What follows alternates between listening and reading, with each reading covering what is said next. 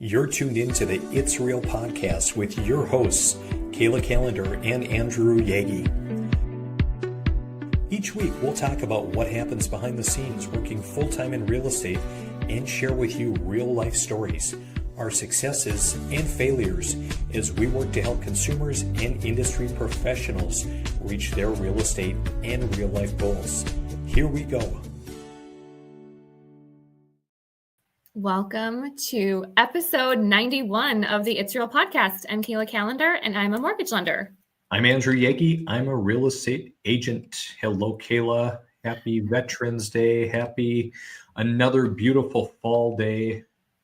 Another beautiful fall Veterans Day. I know we had kind of sleet flying sideways last night, but it looks like a beautiful rest of the week. It's Veterans Day. We're celebrating our veterans and a lot to talk about today. I'm excited. Yeah, good. Well, I don't think we got together last week. Just, it's amazing. And I even look, we're moving into the slower time of year for real estate. And, in some ways, there are a lot of people are like, oh, the market's so slow. Nothing's moving. Sellers wondering why their homes aren't selling. But realistically, we're just into a normal market, I think, which is hard for people. But nonetheless, it just seems like, boy, things just keep moving, especially for people like you and like me who are maybe a little bit more active than, the status quo. And as a result, it's like, boy, it's slowing in some ways, but it isn't. I know. We actually had 5 accepted offers between Saturday night and Sunday night. And so, part of me is like, is it because people want to get into homes before the end of the year? And I thought about it, and some of them had been looking for a while, but people forget that there's less competition this time of year. People don't want to move during the holidays. So although, things might slow down, it does speed up in other ways. And in other ways, it speeds up because there's holidays and, all your kids' events and things like that. So this time of year, although it kind of slows, it also speeds up too. Mm-hmm. Yeah, for sure. Yeah, I was reading something by Ricky Carruth, who is, a big agent down at the Gulf Shores of Alabama, does a lot of free coaching online and, just really, especially for agents. And he had talked about how, a lot of people are complaining how, boy, the market's slow. Nobody wants to buy. They're saying January next year, or whatever. And Ricky's like, hey, that's great. So stack those buyers or those sellers, for January. But in the meantime, closings happen every single day and will continue to happen every day, forever. So get out there and go find those motivated people, the ones that want to sidestep that competition and go find them. Go find your people. Mm-hmm. Motivated is a big word because, you can spin your wheels with clients that, I get it. It's a big decision and no one should, make a decision lightly when it comes to the biggest purchase of your life. But there are some motivated people out there that really need our help. And there's some that, can we see these 27 houses? Can you run the numbers? We want to wait rates. We want rates to come lower, but they come lower. But there's a big difference between a motivated buyer and one that is really just, I don't want to say waste our time, but you've said before, was it you're not a professional door opener? Is that what it was? Or yeah, exactly. We have to be, I don't want to say choosy, but we want to work with the people that want to work with us because we also, want that reciprocation and we don't get paid either. And we want to be part of people's purchase, not, part of just like their history of I tried and I never bought. Yeah.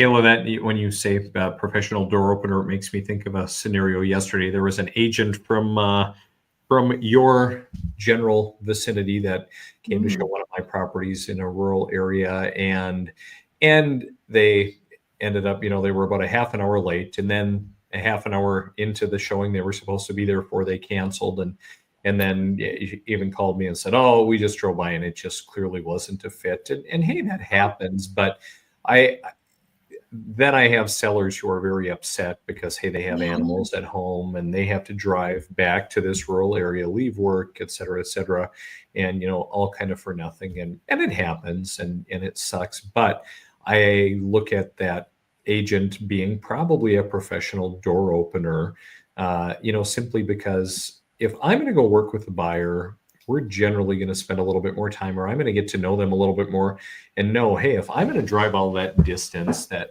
we're actually looking at something that is going to be a good fit, that it just isn't. Because again, there are a lot of, buyers out there that are just professional lookers too.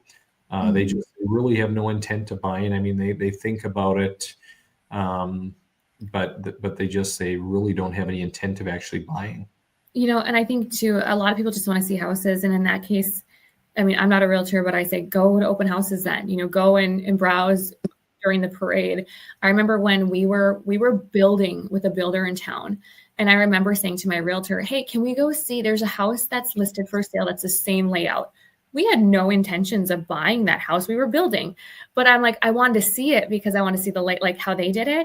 And the realtor's like, we can, but just remember, like, when we set up an appointment to see a house, the sellers are thinking that you're interested. And it really helped me, even being, in that situation, like, yeah, like they have a family, they had dogs, and it's, one of those things where it's not like inconvenient maybe for the realtor or you, but for the seller too. And it's more of a respect thing.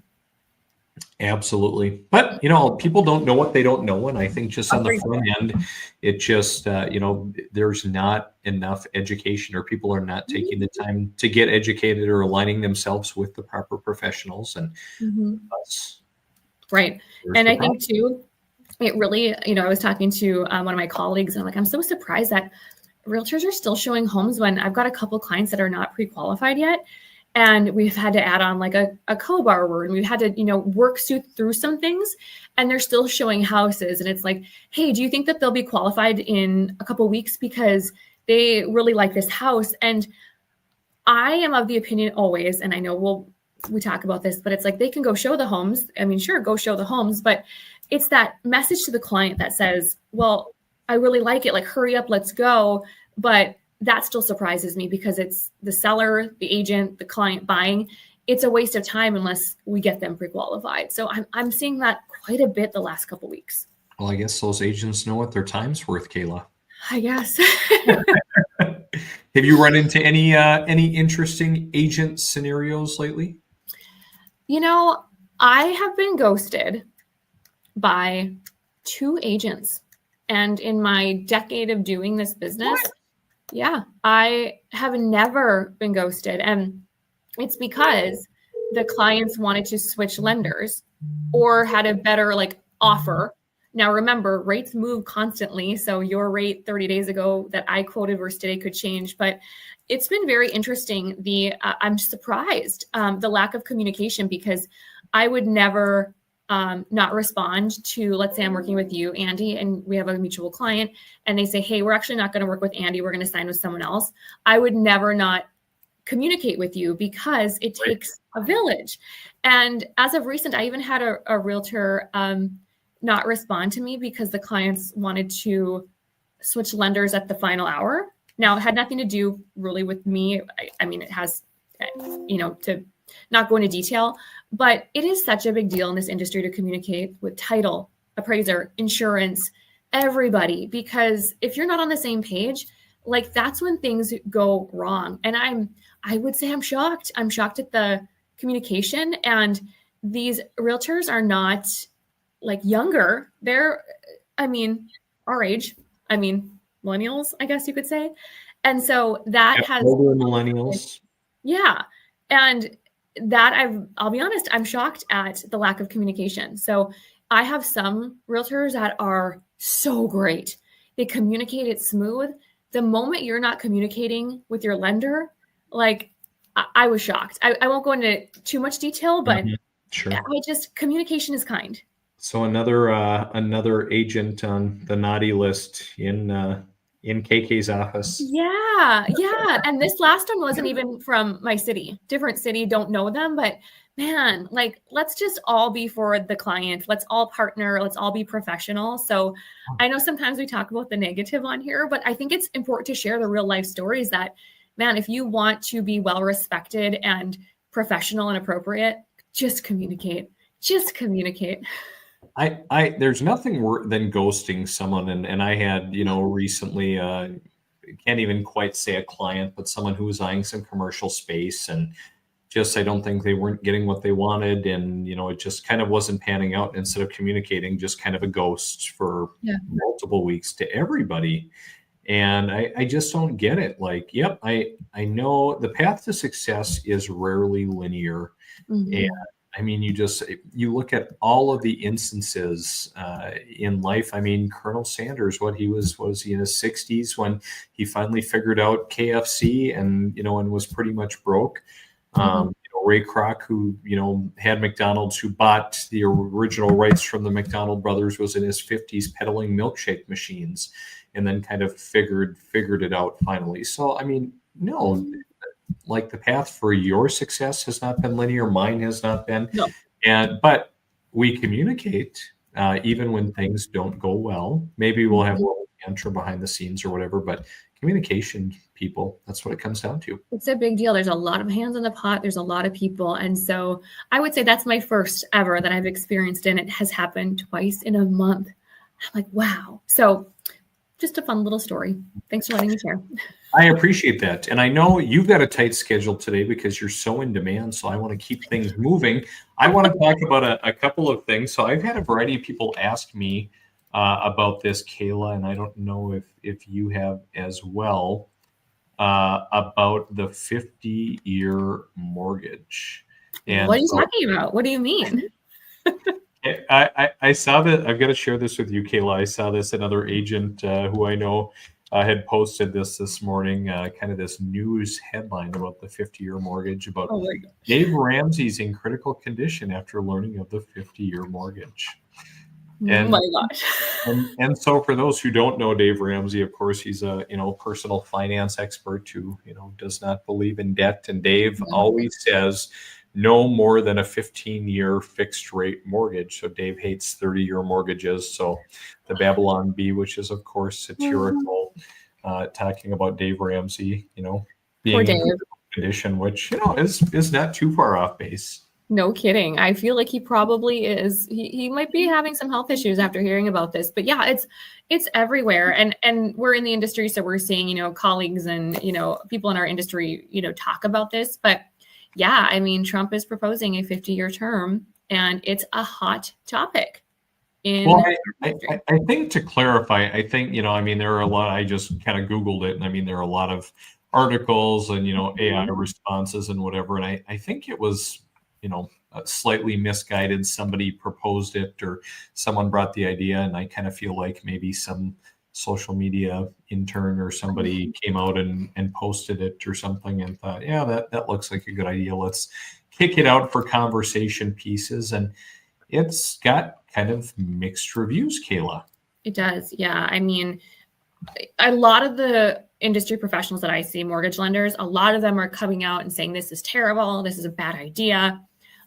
Realtors I'm seeing saying the same thing. And then I'm seeing a few that are like, hey, this is a great, awesome thing. Very few. I did a poll on LinkedIn, and I should look to see how many responses I have. I'll pull that up right now.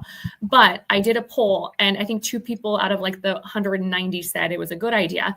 But then you have a good amount of people in the middle that say, hey, we need to be industry educators, advocates, and learn about our clients' goals and scenarios before we start saying this is good or bad.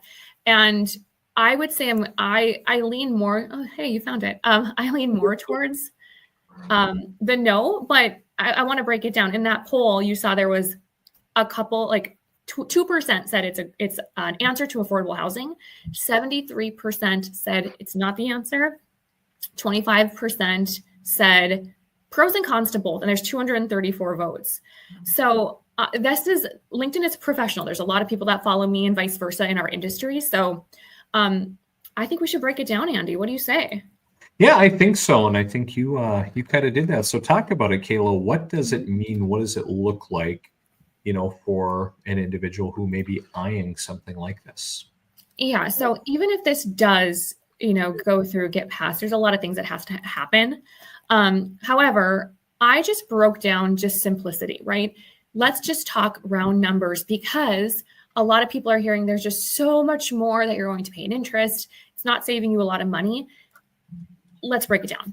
So I took a $400,000 loan amount, Andy, and I compared a 30 versus a 50. Now, a lot of people are not talking about the fact that there is a spread between a 15 and a 30. So the longer the term, the higher the interest rate. So a lot of people online have just been comparing apples to apples at the same rate. I'm showing if we had a 50, I mean, this is complete speculation. I just put a 0.5% higher because I would assume that that would occur just like it does today. So I'm using a $400,000 loan amount. If this was $800,000, it would be a lot different versus a $200,000 loan amount. So I compared the difference of a 30 versus 50, and we're seeing $132 a month less. For some people, that's significant. If this was a $600,000, $650, we would see $350, $400. So depending upon the term will obviously impact your principal and interest. But the big thing that people are talking about is, okay, that can be a big chunk for a person that can free up some cash flow. What does the interest look like? So I did this over 10 years. A lot of others are doing it over 50 and doing the same rate. So I did a 30 versus 50, interest paid over 10 years. You're going to pay $33,000 more in interest in this scenario for a 50. Okay, that's significant.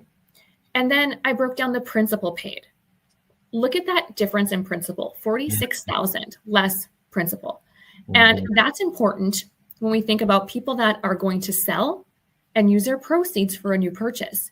Andy, have you ever had clients like, you and I have talked about this before, but a lot of times when I have a client selling, they're sometimes not bringing any money for the new purchase, or they're getting a significant amount back where they're bridging that gap with very little. What are you seeing when people sell their homes? Yeah, I think much the same. It's been pretty rare that I've ever seen any seller have to bring cash to closing to sell. In fact, I can only think of one scenario where I've had to have a seller who was upside down on their house come in and bring cash to closing in over 400 transactions.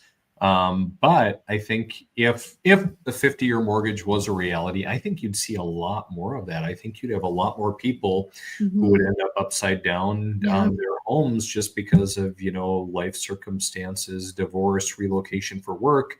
Hey, boy, we got into this house and we thought this was going to be good, but this just isn't working. What do we do now? We're upside down. I think that's a concern because a lot of people use their first home to get to their second home. And so that is a concern when we're looking at the actual principal paid over those 10 years. And the reason I did 10 years is a lot of people are not staying in a home for even 15 years. It's usually about 7 years on average.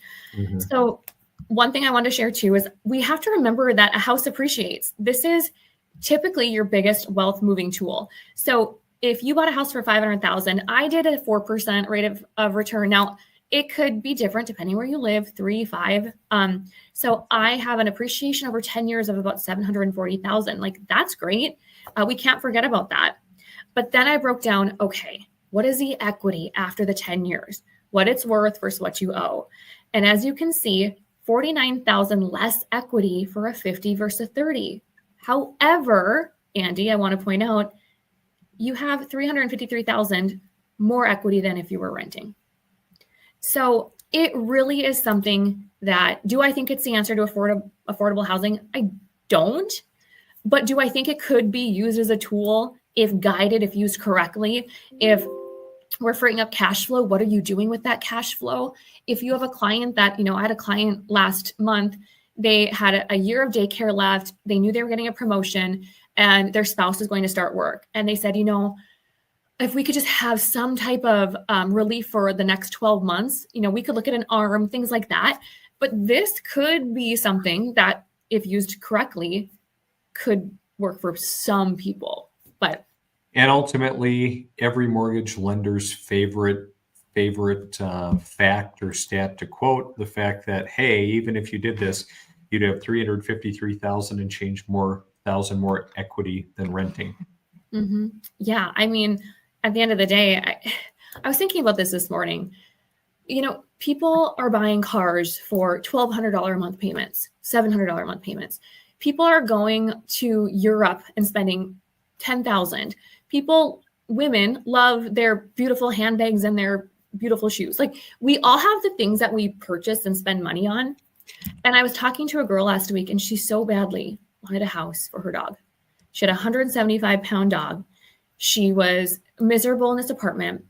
And I think about someone like her and just the ability to have a home. I think it's sometimes we, I have to be careful what I say, but sometimes people just want a place to call home and you have to make a sacrifice, whether it's spending more or putting money down. And ultimately, I think owning a home isn't just about the dollars. It's about your peace of mind. It's about your safety. It's about so many other things. And each scenario is just so different. Mm-hmm. Yeah. No, that's interesting to see. Overall, I would not be a fan. I mean, I think it's one more tool in the tool belt. So I think having access to it would not be a negative thing because it's not up to me to decide what you do with your money and what decisions you make. I look at, having investment properties, and I have, one kind of blanket commercial loan for a good chunk of properties. And I was able to get one of my lenders to amortize it over 30 years, which is pretty rare in the commercial space when most will not do it any more than 20, maybe 25 years. So some would say, well, you're not paying it down quick enough. But I would say I pay extra on it when it makes sense. And like in the case right now, when I've been working on some flip properties and I need a little extra cash flow, it's been nice to have that. So, conversely, I could see that same piece for a consumer, although overall probably not going to be a positive product for most people if it ever came to be. I would agree. And I think too about the people that I've refinanced in my lifetime. And when offered, hey, do you want to do a 25-year, 20-year? A lot of them are going back to 30. So some of these people, they are going, they're 5 years in and they say, no, I want to do a 30 for the cash flow. Well, now they're at, 30 plus years, 35 years.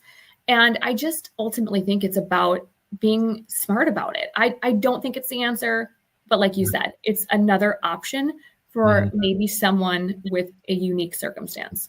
And I look back to Dave Ramsey as well, kind of the joke about him, and being in critical condition. A lot of people would always argue to Dave, get a 30-year and just make extra payments. The reality is most people don't do it. I'm not a big Dave Ramsey fan. I really don't follow his mindset. I know it's good for a lot of people, but I think the reality is even arguing the cash flow, most people are just not going to do it. So right. And one could argue going from a 15 to a 30 is irresponsible when you look at you know what I mean? So again, I'm playing devil's advocate a little bit. I don't think I would put clients in this or advise, but ultimately I don't think it's the answer, but maybe for 1 out of 50 people, it could be an answer. Well, we'll see if it even comes to fruition. We'll see. Yeah, we're probably spinning our wheels.